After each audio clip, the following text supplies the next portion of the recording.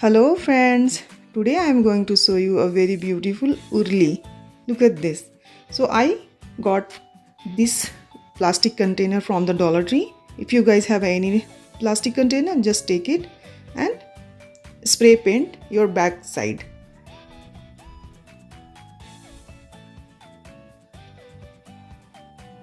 Once your spray paint even,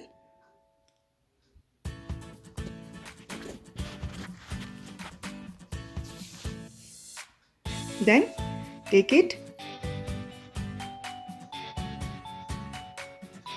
and pour it water and fill it carefully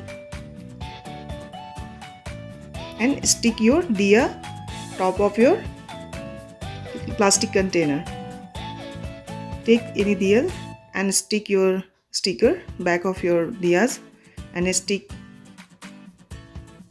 onto top of your plastic container. Look at this.